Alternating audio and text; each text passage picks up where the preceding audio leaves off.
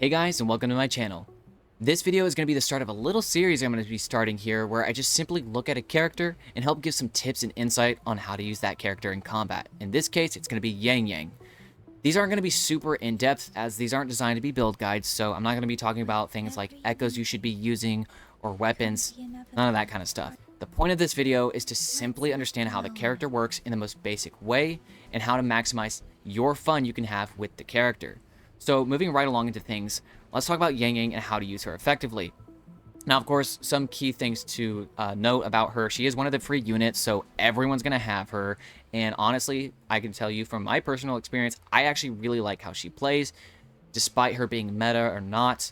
I don't know how she's going to perform in endgame. Probably not well, just because being a 4-star and one of the beginner 4-stars at that. But as far as early and even some mid-game goes, she actually is pretty fun to use, can be very helpful, and we're going to talk about that. She's an arrow damage character who's kind of a quick swap sub DPS. She kind of just comes on field, does a little bit of damage, but she gets a little bit of a support as well, and here's why. One of the unique things about her kit has to do with her outro skill, and we're going to talk about that. She basically just gives energy to the next character that you switch into, and this can be quite helpful, like I was saying, for early and even some of the mid-game, just because you actually don't have a lot of those high-leveled echoes, so you're not going to have a lot of energy and consistent uptime with your ultimates or your resonance liberations. And so Yangyang can kind of get you past that in the early game just because she is giving your next character energy, and it can prove to be quite helpful and just a lot of fun for whoever you're going to be maining, whether it's a 5-star like Encore, Calcharo, or maybe you pull Gion, maybe you're saving for Yinlin. I just think that Yangyang is a very fun character to use. So let's go right into her kit, look at all the different stuff in her forte. So first off, I want to talk about the intro skill. Like I said, we're not talking about weapons, we're not talking about the echoes. So looking at her intro skill, it just says that Yangyang sends the target into the air, dealing arrow damage. That's basically it. It's just a nice touch of damage. It's not really that crazy. Her outro skill, though, is, like I was saying before, something that I think is a big deal in her kit. Yangyang recovers 4 resonance energy per second over 5 seconds for the incoming character or a character on a nearby team that activates an outro skill. So that's for like if you're in co-op. If you haven't done co-op yet, you'll be able to do those if you match with people. You're farming for a character, and you can still see on the side of the screen where you can, like, as if you could switch to the character, but you don't actually switch. You're just using their outro skills. So if you're playing with someone who is using Yangyang in their slot 2 or 3, and you use that, you're using the outro skill and you're going to get some energy. That's what that's talking about there. Anyways, you're recovering 4 energy over 5 seconds. In other words, 20 energy total, which is pretty good switching into your next character. That's going to be a big deal in her kit. But looking at her basic attack, it's pretty basic at that. But you have a 4-string combo with the basic attack. You have a heavy attack combo called Zephyr's Song. Part of this that comes into play later when we talk about the Forte circuit, which that's what we're going to talk about later. And also a mid-air attack that can be useful as well, and obviously the normal dodge counter. Looking at the resonance skill, Yangyang wields her sword to create a whirling vortex of winds that gathers nearby enemies to the center, dealing arrow damage.